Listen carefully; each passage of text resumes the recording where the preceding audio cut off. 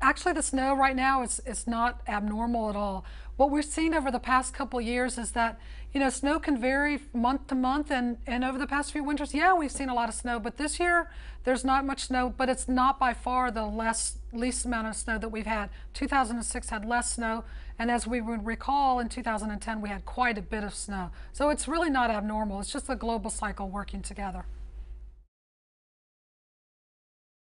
There's lots of impacts for not having enough snow. Snow is actually quite an important part of the water cycle. When snow falls, it lands in snowpacks and it stays there. It's kind of like it's like a battery, and it holds the energy of that snow. It holds that water so that when it melts out in the spring and the summer, we can use that for water resources. If we get less snow, that means that it melts earlier. And also there's an issue with, if it melts, it makes it the earth, which is typically reflective when there's snow cover. It's like a mirror.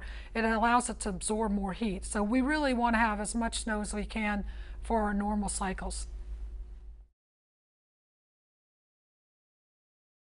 Yeah, there are a couple factors that NASA researchers they've recently uncovered. One of the big things for the Snowmageddon in 2010 was that we were in an El Nino year. And what that means is that a lot of moisture from the Pacific Ocean was uplifted and brought over the U.S. And what happens there is that then it's deposited in the southeast U.S. Some of that moisture came up the East Coast. And then we had another factor, which is called the North Atlantic Oscillation. And in 2010, it was persistently negative. And really what that means is that there was a high pressure system over the polar regions that was pushing cold air down. So the interacting moisture from the Pacific Ocean with the cold air from the Arctic, what happens then is we get snow. And we had a lot of snow in 2010.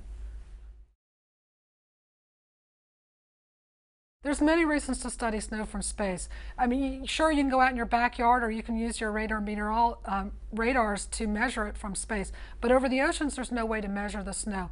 When you measure snow from space, you can get uniform measurements that can be applied globally and also can be used in models for better forecasting for weather and for better forecasting of the climate change and how are we going to predict climate change.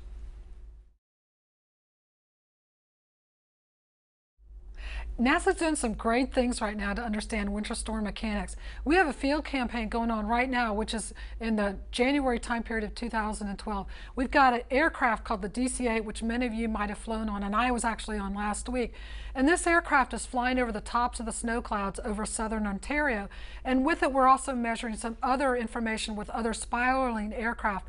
And we put all this information together to get a three-dimensional structure of the snow. We're going to use that for global precipitation measurement, which is a satellite that's going to be launched in 2014.